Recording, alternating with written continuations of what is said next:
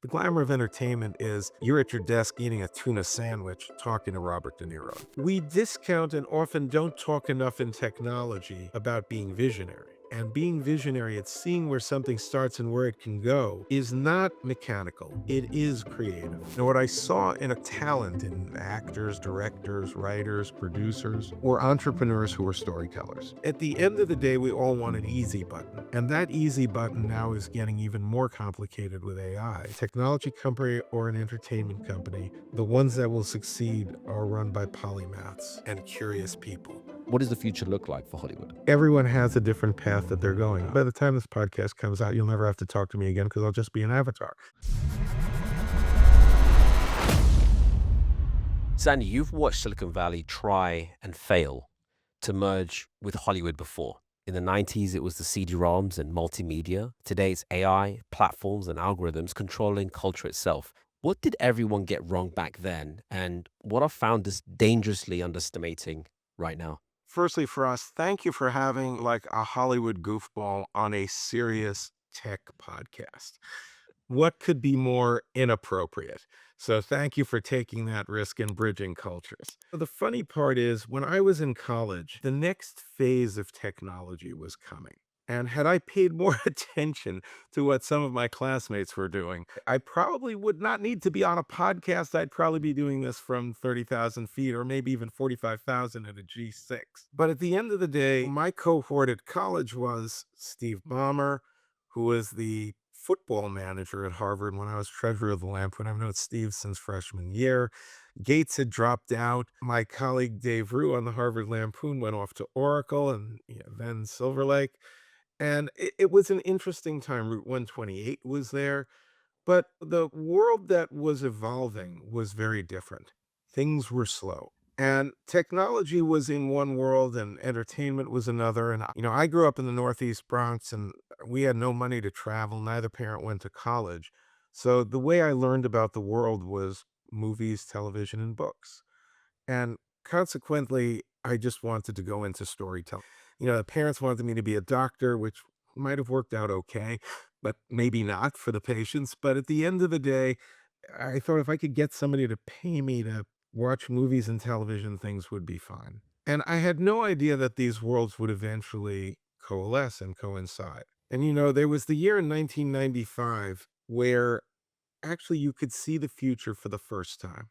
So CAA was breaking apart in a way. Mike Ovitz was going to Disney and there was a change going on and there was the launch of Windows 95. And Steve was kind enough to say, well, why don't you come up here and hang with Connie and me and go to the Windows 95 launch? And I said to myself, because normally I was so busy, I would just sit at the desk and everyone thinks of the glamour of entertainment. The glamour of entertainment is you're at your desk eating a tuna sandwich talking to Robert De Niro. Not that you're hanging out with Robert De Niro or partying with Robert De Niro. You got tuna and De Niro, and you're talking about how to help. And so I decided, it's time to get out of town. So I went up and, we walked around the Microsoft campus talking about our respective bosses. But what was very impressive in that afternoon was Bill was on stage and there was no blue screen of death. It was seamless. And I think it was Jay Leno and a announcer, a Hollywood quality announcer. There were two screens. And on the left screen, he said Windows then. And there was a younger Steve Ballmer doing a version of a Saturday Night Live skit, like the Super Bassomatic. And on the left screen, he was there with what was effectively the launch of Windows. And he was in like a plaid jacket.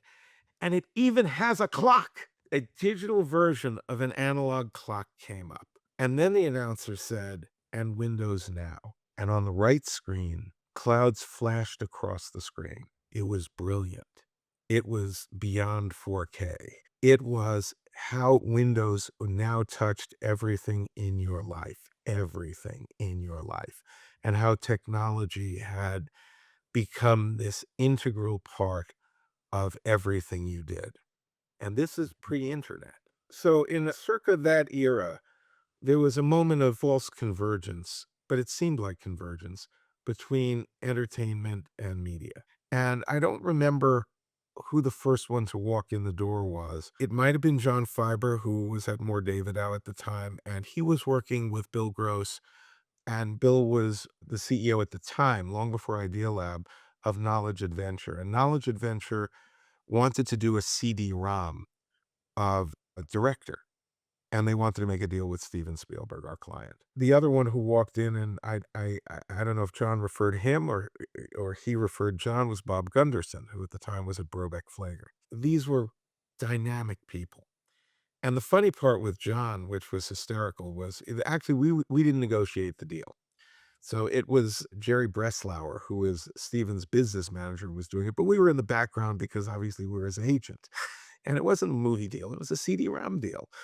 And remember, this is pretty much before cell phones. So I would come home every night, and I was just getting to know John, and the phone would ring, and like a landline, things that, young people listening to this don't really know what that is. We didn't have a rotary phone, but it was a landline. And I would answer the phone, and John would say, "Look, they asked for this. It makes no sense. Why are they asking for this?" And I would say, "Okay, this is why they're asking for it, and this is what they're going to ask for next." He goes, "But that makes no sense." I would say, "But you're in Hollywood. You're not in Silicon Valley, and that's what's going to happen. So tell them this." And then the next day, the same thing would happen. I get home, the wife was there at the time, and the phone would ring, and he would say, "Okay, they asked for that. Now what do I do?" He says, "That made no sense." And I would say, "Well, this is why they're asking. Tell them this." And the deal got done. And that was Mm. a landmark Hollywood, Silicon Valley. But, Ann Winblad was there with Humongous, which was fantastic. By the way, my kids were brought up playing putt-putt and, all of the Humongous games. And I would visit Humongous in the Seattle area. But what they really were was they were games. They were not interactive entertainment. They were Sure. CD-ROMs. They played in a computer. The sense of the two-way exchange was not there. By the way, they were fascinating from a storytelling point of view, and it's more information than anyone on this is gonna care about. When I played those games, by the way, I would stay up late at night because, Joe was probably 5, and when we're playing putt-putt and you run into something that is gonna be a showstopper, you don't wanna sit there with a 5-year-old for 20 minutes trying to figure it out. So I would pre-play the game to make sure I knew how to actually get to a conclusion that did not completely frustrate a 5-year-old, or in my case, 35-year-old. What they were was they were storytelling in a geographic format, because Mhm. all of those games told a story, but it was as if you were working through a game-like landscape, which we would see later in Myst and other things for, older players. And I remember Ballmer called up one day and said, "We should probably get our bosses together." I took Mike Ovitz and our CFO, Bob Goldman, and in those days, you could meet with, Bill Gates and Steve in a sushi restaurant in Washington without security, and we did. And I remember I visited Steve in Paris. He was running Europe at the time, and it was La Défense was their headquarters. And we put up on the board where they were here and where we were here. The convergence of the two was in the middle. And as Steve said at the time, we're still far away from that convergence. And we both believed that it would one day happen. And the internet obviously was the bridge. But that bridge took a long time. And that was the internet bubble. And, I left CAA to help run Universal, but then I went more fully into the area of venture. And it was just before the internet bubble. And as I've often said, if you survived the internet bubble and you learned something as opposed to just continued the bad behavior of that era, where Mhm. friends like my friend Yossi Vardy would say, revenue is a distraction. By the way, like, when you were growing things, I mean, he sold ICQ to become AOL Instant Messenger for $400 million. I had met him at the World Economic Forum. He was brilliant. He still is. He is the dean of Israel tech investing. But the sense of the balance between scaling, community building, and economics was just being thought through. And obviously, a lot had to happen, as well as change in consumer behavior. We made an investment in something called Earth Noise. I did it with Israel Seed Partners. And, my friend John Medved and who founded our crowd, and Michael Eisenberg. Earth Noise, we didn't put much money in. I think we put $300,000 in. The model was you could upload a video to the internet and then download it. I think the upload took 6 minutes, the download probably took longer. You can't build a business on that kind of latency. It just doesn't work. And so, the notion of where we are today is an outgrowth of the right ideas, but finding the technology, the infrastructure, the platform, getting you where you needed to go. Now, your original question touched on the difference between Silicon Valley and Hollywood. We won't go into who these people were because you would know them and we won't. But I once had one of the heads of one of the largest technology companies who was a good friend call me up and say, I've been talking to the head of this entertainment company who was like the CEO under the owner. And he said, we keep having phone calls, but, nothing really gets discussed.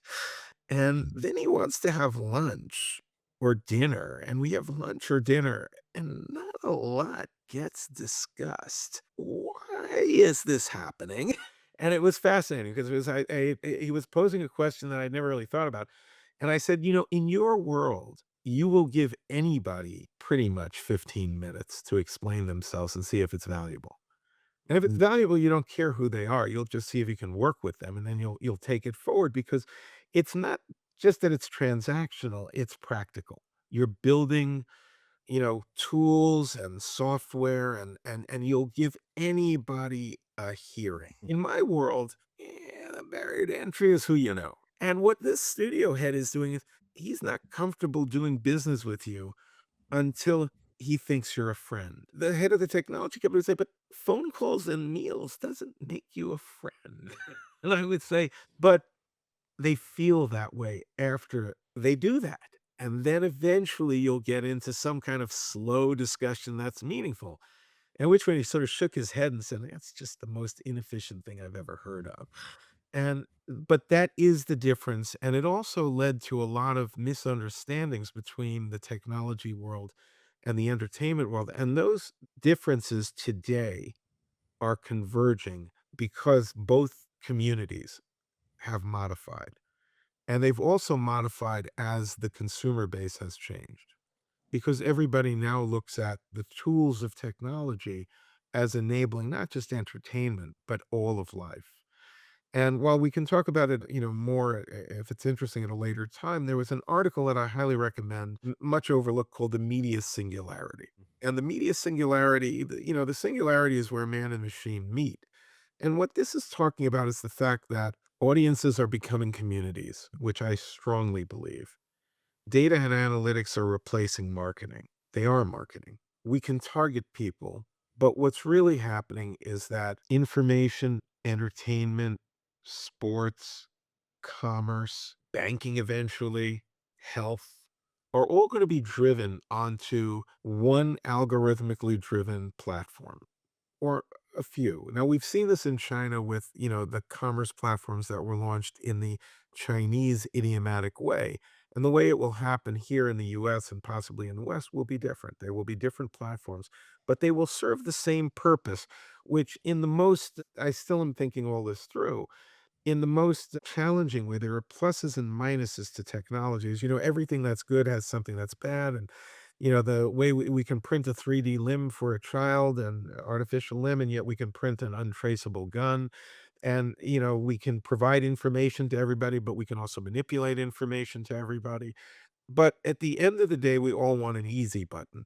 And that easy button now is getting even more complicated with AI.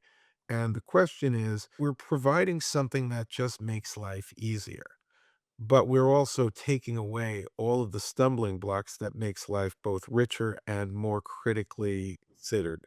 Where we're headed is concierges in our life, and bless his heart, may he rest in peace, Steve Jobs' Knowledge Navigator was one of the great videos, and we're kind of there now. I mean, people looked at that, and it's frighteningly prophetic as to where the world is headed.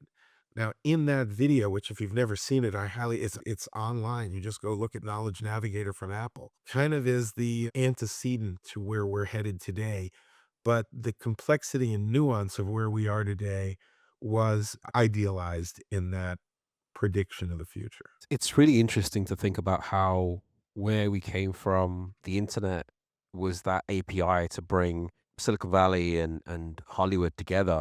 If you think about Netflix, for example, and how that's had a big impact on Hollywood, but also a big impact on tech and the way we consume movies and shows. But from what you're saying as well, if we just go back to the beginning of the conversation around how different the two places are. One seems to, they're both relationship driven, but it's a different form of transacting and different form of getting to the point where deals are done. If I understand it correctly, what you're saying, Sandy, is in Hollywood, a bit more of a process to follow, a bit more of a method. But think about the product that comes out of both. People often ask me, why do you have as many venture companies that you're either invested in or advise? Mhm. And I would say, look, you know what I saw in a talent in actors, directors, writers, producers, or entrepreneurs who are storytellers, very much project oriented. Entrepreneurs who drive businesses, they have the same spirit and it's the same excitement about creation, but the methodology is very different. You know, I was with last night a woman who runs the luxury organic dog food company. It's like farm to bowl. And at an investment conference with many other CEOs there, leading companies that were either sponsored by it was Lead Edge, the fund, or affiliated with it, or just friends. And what you're doing there is, basically it's a combination. And again, much as, we look at the life cycle of a venture backed business, it's command and control, but it starts with a mission and you are on a treadmill to get the product right. And you often have to pivot. I'm often I reminded my kids because we had dinner one night with Katerina Fake when they were quite young. And Flickr started as a game and ended up a photo sharing site that they sold to Yahoo, I believe. And, so things pivot. It's like a movie when it is in production, it's an army on the march. And the difference between a movie is it is on a schedule and ends, whereas with a venture-backed company, it may never end. In fact, you don't want it to end, but it's an army on the march.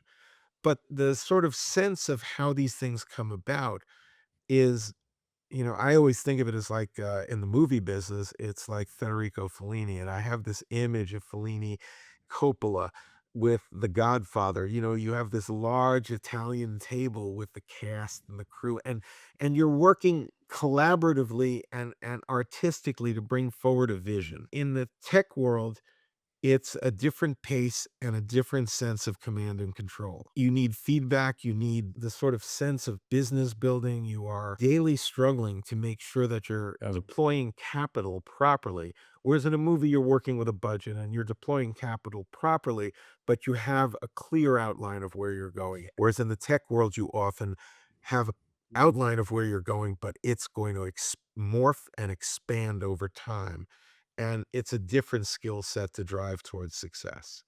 So the worlds are somewhat different, although massively exciting when you actually sit with people who are driving a vision forward. The thing that is consistent between the two worlds is you are visioning the future and creating it. So that's an interesting one. I never thought about. But when we think about product market fit for a startup and that journey of getting to PMF and they have to do it again and again, you're getting feedback from your design partners, you're getting feedback from customers, and you have to keep evolving, and that's a process. But I feel like with movies and a series, you don't get that. It goes out and then you find out the feedback is did it perform well or not. You have a pilot that doesn't make it, a season that doesn't go beyond the first one, and there's a cost aspect to it with both. But one scales and has success because the market wants it. The other, the market determines it after the fact. Yes, to some degree, but there are similarities and there are, again, there's nuance to everything. So, as an example, Facebook, there were the years we flew to Davos on the Google plane, which was fantastic. I actually think they recruited Sheryl Sandberg to Facebook with Zuckerberg on the 707 or 727 we were on, flying to Davos. But if you look at Facebook and with, all of the testing they did with community consumer audience reaction to likes, not likes, and how all of these algorithms have been tailored. And a lot of that is watching consumer behavior and the A/B testing and coming back and coming through that. Now, in a movie in the old days, the studios in the golden age of Hollywood would take a railway spur and they would go from Pasadena and they go test the film somewhere. If you look at the Meet John Doe, which was one of Frank Capra's great movies. And it's a Christ story. It's about the Depression, and there's a woman reporter who has written a story about John Doe, and he exemplifies in Hoovervilles the will of the people. And then a not that we should ever talk about this, an order, a head of a newspaper chain who, like William Randolph Hearst, who wanted to be president, ended up manipulating him to basically corral people, the average person, the person during the Depression, to support him. And it was for nefarious purposes. And he turns on the Gary Cooper John Doe turns on the newspaper head, at which point they debunk him. They discredit him to the people who have put their trust in him. And it's interesting because you watch an America at that time, which we have lessons for today, looking for itself in the Depression. The end of the film, he is on the roof and he jumps to his death, which is what he was supposed to do. The original story was that he was going to commit suicide and in behalf of people, very much a Christ story. And in the movie, he was going to jump to his death. They tested it and everybody hated it. And the end of the movie today, which actually makes it a masterpiece in some ways, is he is about to jump, and one of the John Doe societies that has not disbanded, that has not abandoned him, meets him on the roof and says, "We believe in you and your spirit," and he doesn't jump. And we do that at the end of I'm trying to remember the Glenn Close, Michael Douglas film, which was, at the end where he was supposed to, kill her, or where he was actually he it was the Madame Butterfly's ending where he is discredited and they end up having to kill her at the end. You test these things until you get it right. But the difference is it is a 3-act work of art, whereas in a living, breathing organism, a company that you're building, you're constantly doing that A/B testing. If you're not listening to your by the way, I watch this in companies that I deal with today. If you are not listening to your customer, you are going to fail, Yeah. and you have to really listen. And I also think that's true in everything in life. We have oftentimes given up the desire to listen to others. You learn so much about what people want, how they interact, and how their consumer behavior is evolving. Yeah, it's a phrase that you hear quite a lot in Silicon Valley, which is to be maniacally focused on your customer. And I hear it a lot. I've heard it on the show many times by many, many founders and investors is you have to focus on the customer. But at what point, and I guess how do you take that concept in venture around focusing on customers when you think about Hollywood today and how things are changing with how movies are made and at the point when this episode comes out, it'd be interesting to see what happens with Paramount and Warner Brothers and whether that goes through. But just trying to understand, I guess, from you, when you think about Netflix and content and how these things are all coming together, and we have YouTube channels and podcasts, and the form of entertainment is changing. And I know this show is about Silicon Valley, but you are also a venture capitalist and you understand the business world very, very well. What does that mean for Hollywood? What does the future look like for Hollywood? The future for all of us is this world of convergence, but everyone has a different path that they're going on. And by the time this podcast comes out, you'll never have to talk to me again because I'll just be an avatar. Everyone's worried about AI. I don't worry about AI as much. AI is just another tool. There's a question as to not just Hollywood, but tech as well. And I'll tell you what the issues are that I see. So firstly, take Netflix, which I think is brilliantly run and again, I was with linear change. So you have movies, television, pay television, none of which killed each other, and then home video goes from video cassettes to DVDs. Ultimately, the big change there, other than sound coming, going from the silent era to sound and black and white to color, is that you could actually see entertainment at a time you wanted to see it rather than when I was growing up and you were too young. If you missed the movie on ABC on Thursday night, it might be 7 years before you saw it again. It just would disappear and you'd never see it again. So, you'd show a James Bond film eventually on TV and it would be like, wow, I can't miss that. It was appointment television. Or even in the DVD era, the CD, the video cassette era, Disney, now I had young children. You may not remember this, but video cassettes used to cost like $69 if you bought them. And, you'd rent them because it was a rental era. And Disney would have their movies in theaters, they would release them on a 7-year cycle. They did the same thing on video cassettes.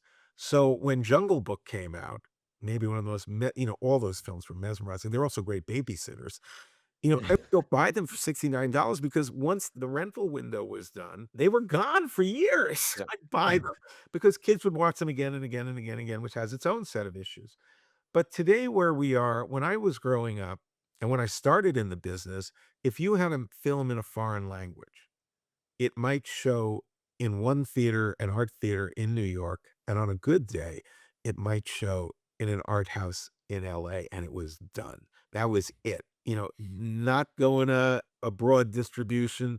There are probably 48 states that never saw it, other than at a film school.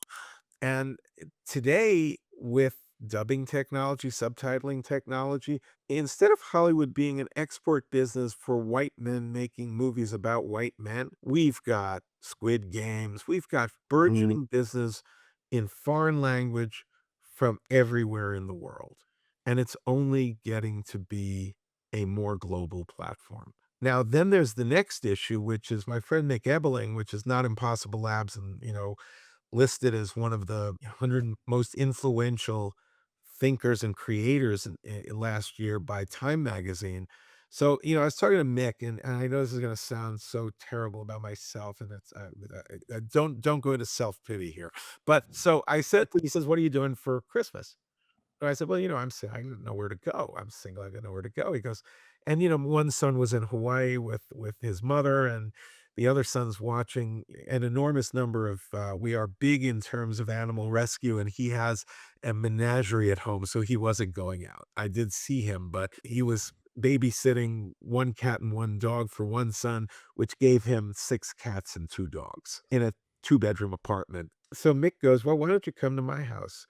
And I figured there could be like 50 people there, they'll be great, whatever. And I end up, it's just Mick, his wife, their 3 amazing sons, and 2 sets of parents. So it's Climan as the sort of man who came to dinner. But it was the most revelatory conversation because these kids are extraordinary. They're, anywhere between late teens to 20s. And one of them's in film school, but we were talking movies. And it was lovely because, the one thing that I don't know about Silicon Valley, I suspect you can do it.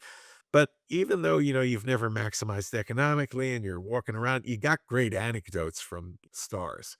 And, I represented Redford, De Niro, Costa, DeVito, directors like Michael Mann, and one set of parents were the most extraordinary Redford fans, and then there's the De Niro.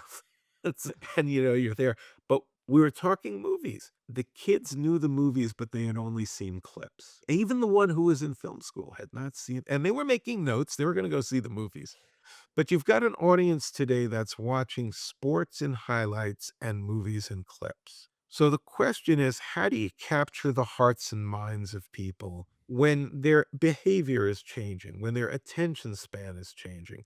And with sports particularly, and even with movies on the Golden Globes, the predictions market was highly visible. The predictions market, by the way, is democratizing gambling for everybody.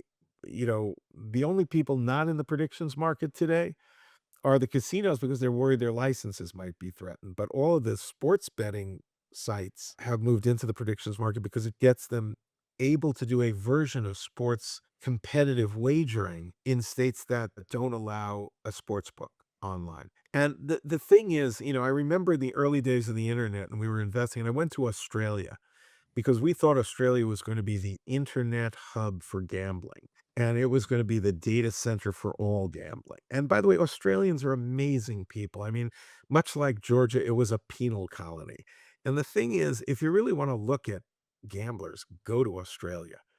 I mean, all of their social clubs for their football clubs are all casinos. I mean, there's just small casinos. Basically, it's a national preoccupation. I mean, as someone once said, they will bet on two flies going up a wall. And the reality is that's where we are today with a lot of where we're headed in terms of consumer behavior, whether it's Robinhood, the gamification of crypto, the gamification of investment in general, the gamification of almost everything. And I'm an advisor to Nexus, which is the organization that has the next generation of massive wealth transfer between generations, and these are the young ones who are impact investors. The statistic that most banks are petrified of is that when the wealth transfer happens, something like 80% of the inheritors will change financial managers. They'll fire their parents' financial managers. And the only way to prevent that is for financial institutions to understand the mentality of the investment methodology of the next generation. And a lot of that has to do with information. It's not listening to a financial advisor, it's being more active, but it's also taking a different kind of risk, which does lend itself to sort of less about wealth preservation and more about muscular financial risk taking. And not everybody, but many. And a lot of that has to do with the fact that we've basically, through social media, through changes in technology, made the gamification of life inherent in almost everything we do. It's basically a change of consumer behavior of how we consumed movies, TV in the past, and how things have changed now. And I'm a massive movie fan. At home, I'm either during my breaks, I'm either reading a book or I'm watching a movie. And over the weekend, I just wanted to binge watch Die Hard 1, 2, 3. I went through it. I'm a new member of the team who sits right next to me. On Monday, I asked him, "Have you seen Die Hard?" And he's 23, I think 23, 24. And he says, "No, what is that?"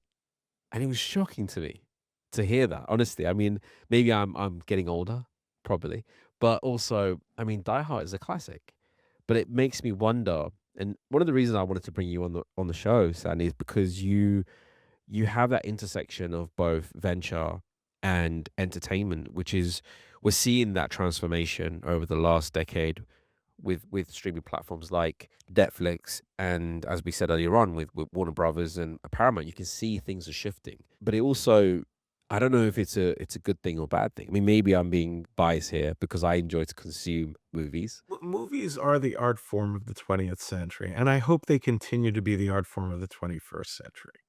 And, I hope it's not just superhero films. Mm. And we need thoughtful pieces. One of my motivation in life, I believe, and I was talking to the CEO of the pet food company. We're talking about how you position luxury pet food, whatever, because she's uncomfortable talking about herself. And I said, but you should never talk just about yourself. I understand that. I'm uncomfortable talking about myself. But if you talk about yourself with regard to a mission in life, and all of Mm. these companies should have a mission, they should have a purpose. And certainly the ones that I have great affinity for and work with, there's a business purpose, there is innovation, but what you really want to do is to have some high, not whether it's a higher goal or it's storytelling, but authentic storytelling. It's heartfelt storytelling.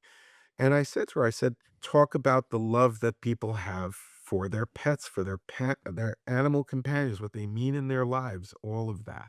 To me, I work with foreign governments in the Gulf. I work in Asia. We have through Hollywood Ventures Group, we just launched. We're advising the building of studios all around the world. But I believe in the global platform because I think the world of information and news and is just an echo chamber. It drives people apart these days. The way they get together is through cross-cultural storytelling and realizing people are basically the same everywhere in the world. I was on a Mhm. panel 20 some odd years ago at the Dubai International Film Festival. My friend Abdul Hamid Juma asked me to come. And the only reason they put me on the panel, I think, was I flew halfway around the world at my own expense, I might add, to basically be there and learn. And I was on the panel with the heads of either distribution or exhibition for the UAE, Gulf Cinemas, for Egypt, and for Kuwait.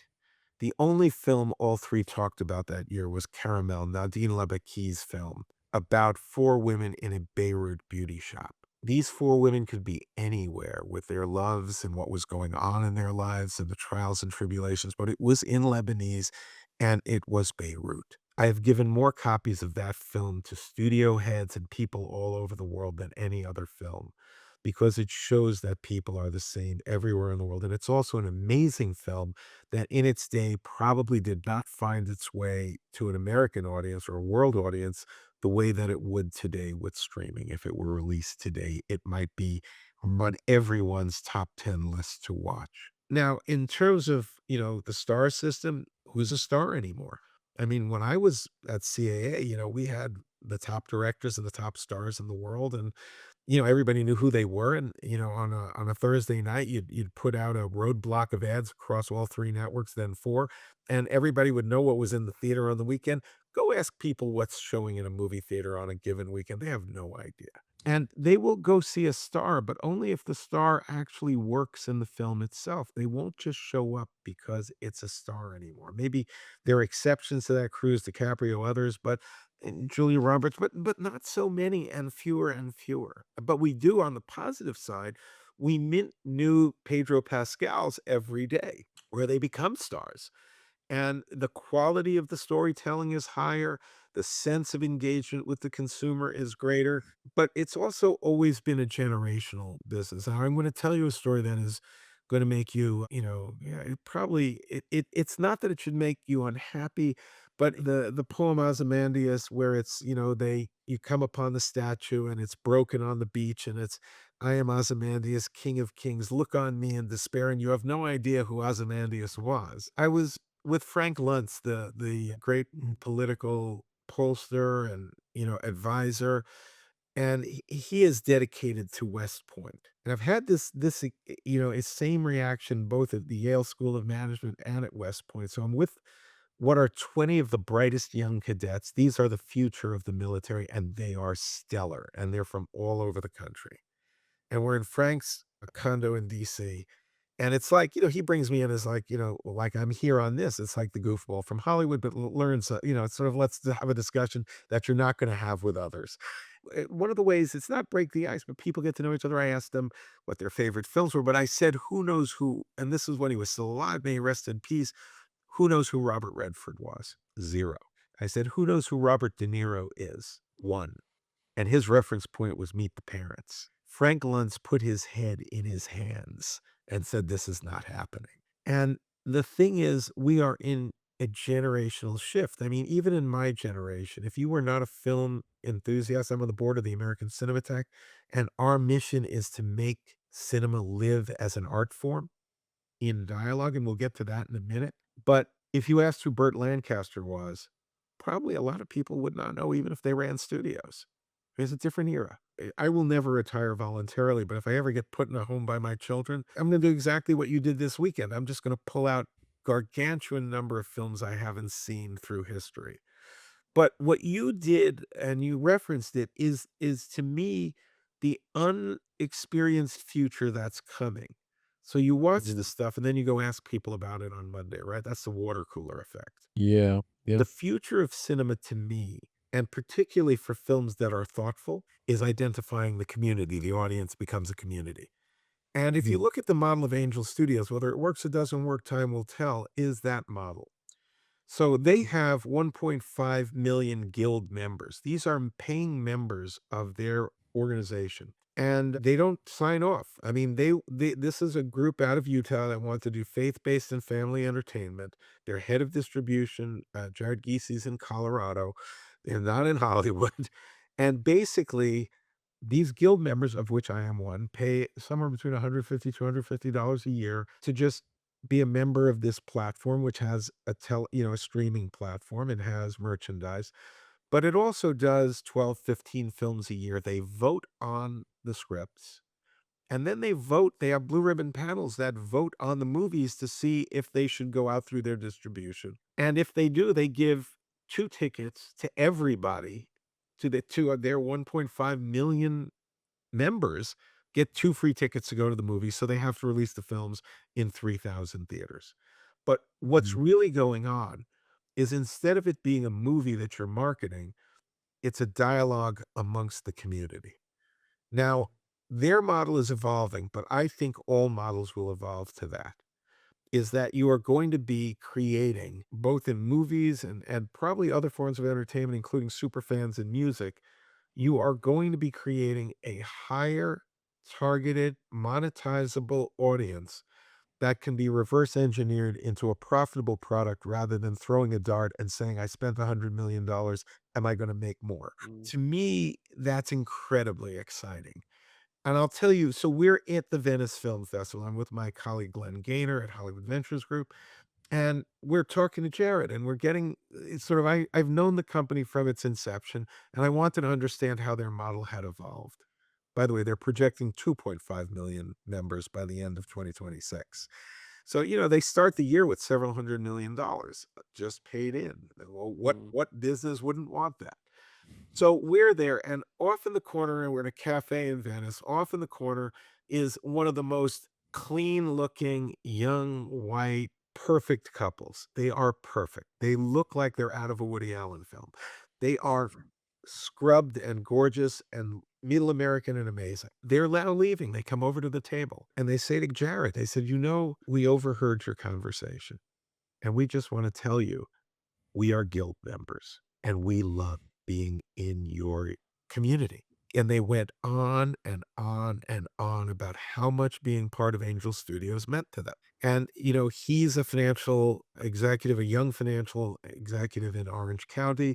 She is a doctor who's actually doing her internship in Mississippi, where I actually knew doctors to introduce her to, and she's coming back to Orange County, and they're a young married couple. And we are all, whether it's technology driven or entertainment driven, we are all looking for our tribe.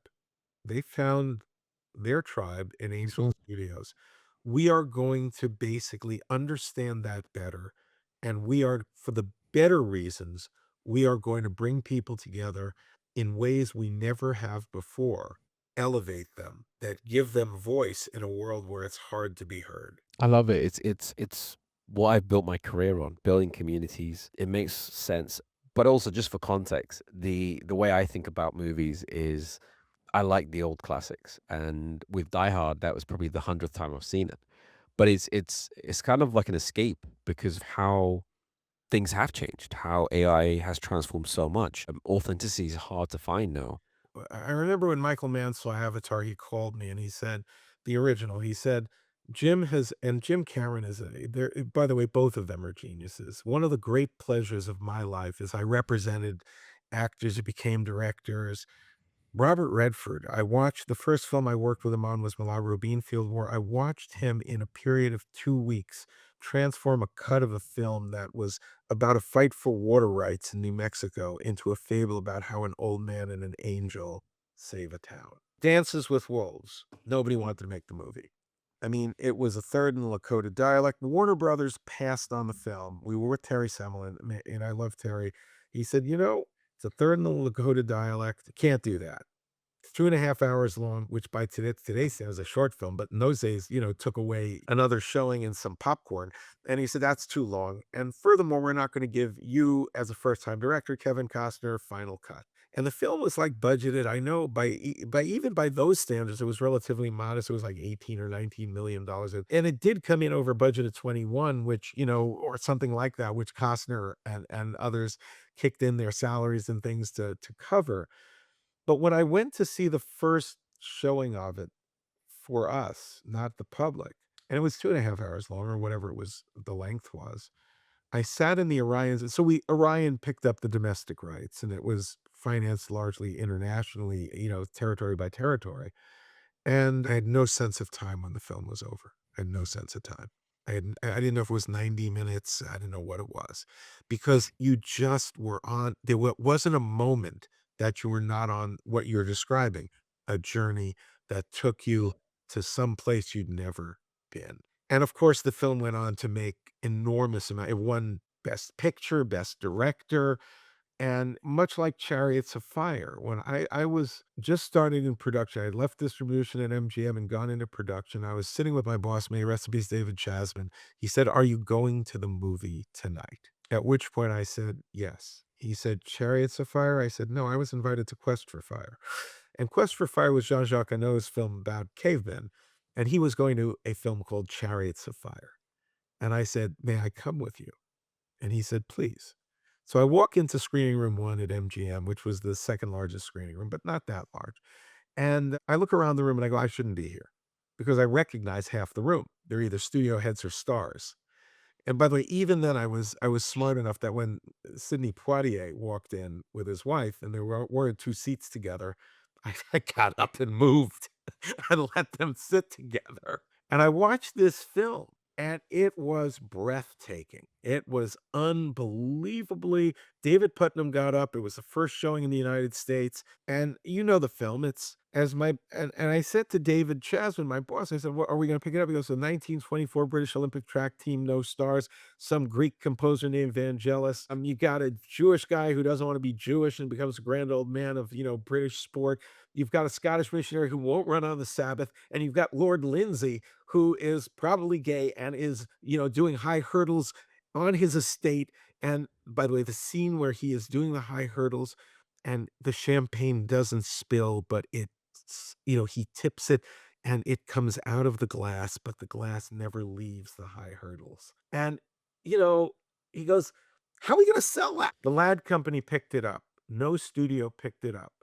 John Goldwyn at the time was Alan Ladd's driver, who is today a distinguished producer, the grandson of Sam Goldwyn.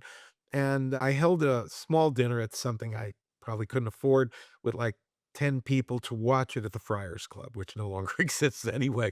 And 11 Academy Awards. John got on the chair every time the Academy Award went to Chariots of Fire and he screamed. And I sat there and said, we could have had that film. The surprises, the way things touch people, the opportunity set, which I think needs to be thought about as well, is the fact that you get people talking gives something breathing room so that if it doesn't immediately take off, it can actually be discovered. And that's true for television or film. And I'll give you one example of television where I thought it was fascinating. So Happy Days. Now, in the old days, there was something called the preview house, which is probably still there on Sunset Boulevard. And you would preview something in television. And you had a switch at your seat. And if you went left, it was bad. And if you went right, it was good. And that was how, and they would have this kind of primitive readout as to what was going on. The early screenings of Happy Days, as I understand it in the pilot, Henry Winkler's The Fonz may be one of the Fonz's jacket is in the Smithsonian as an American iconic piece of history. And I'm told that what happened when he walked on screen is it went all the way up, and then while he was on screen talking, it went all the way down. And what ended up happening was they realized when he walked on and off, it was a hit. And if you look at the early Happy Days, they tailored the show to give the Fonz kind of that moment where he galvanized everybody and then he walked off. Right. And, much like A/B testing in a company, that's A/B testing in television. And at the end of the day, it's the sensitivity, it's the sense of the creative element. Whether I think AI is going to be one of the greatest inspirational and editing tools that we have. I don't fear it because, there's whether it ever has a spark of genius, that we'll worry about when we see it. And I'm not worried about that because the creators that I've worked with are geniuses. They see things other people don't. I've seen that in business. I've seen that in entertainment. Mike Milken is not like, and his brother Lowell, they are not like me. They may be like you, but they're not like me because they see things I don't. I've watched their minds work.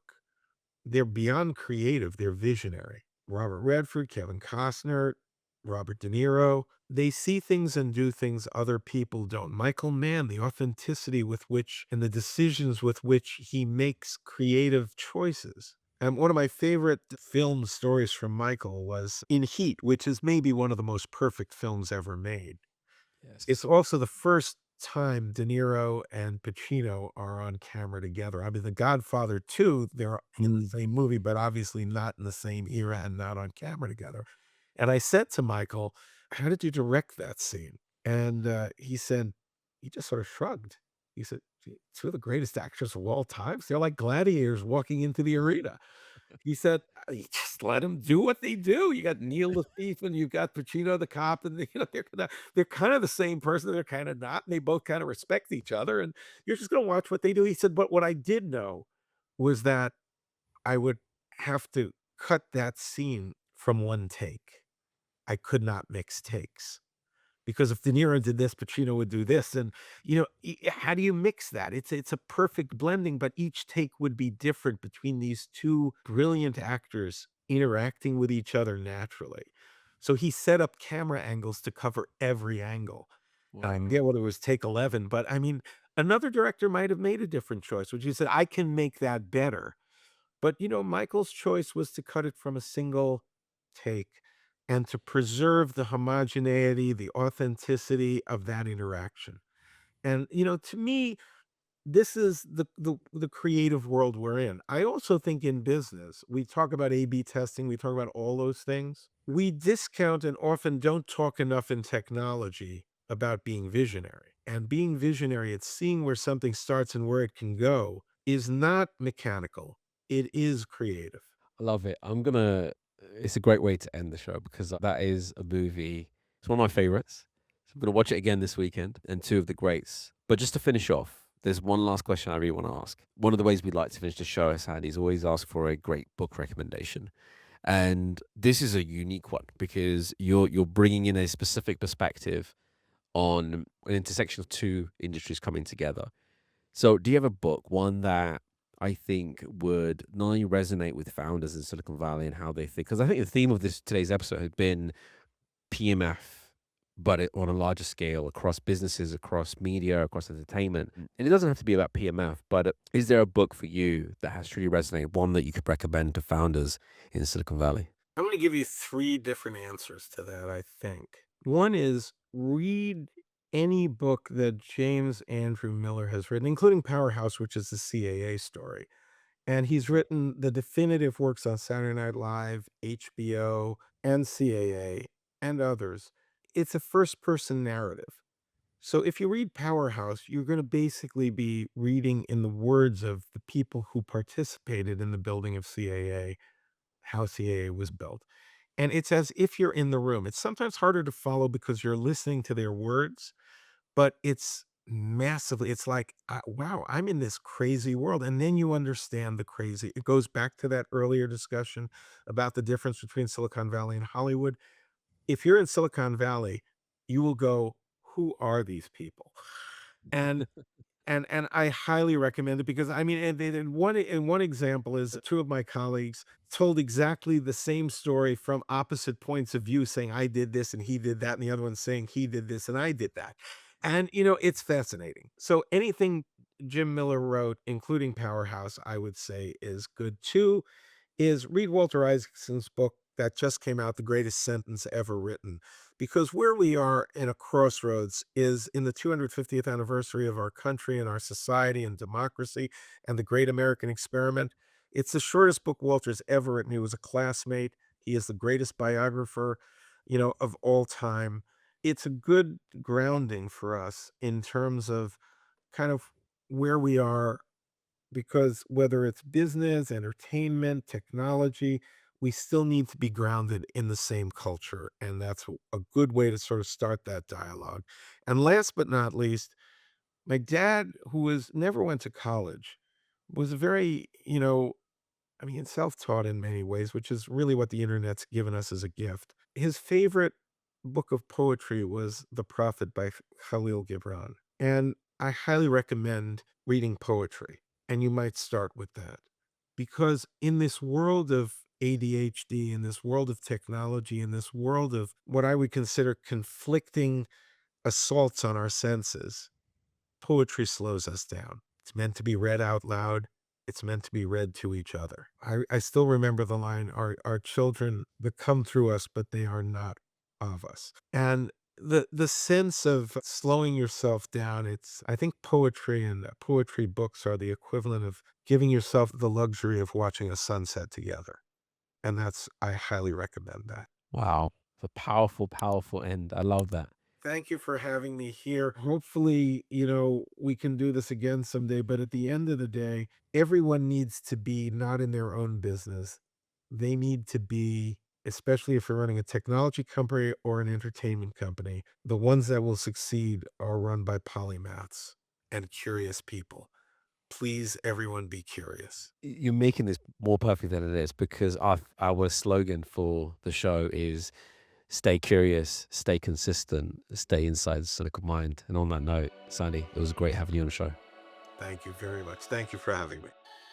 Thanks for tuning in to another episode of Inside the Silicon Mind. This podcast is powered by Harrison Clark. For more episodes, don't forget to subscribe and hit that notification bell. As always, stay curious, stay consistent, and stay inside the Silicon Mind.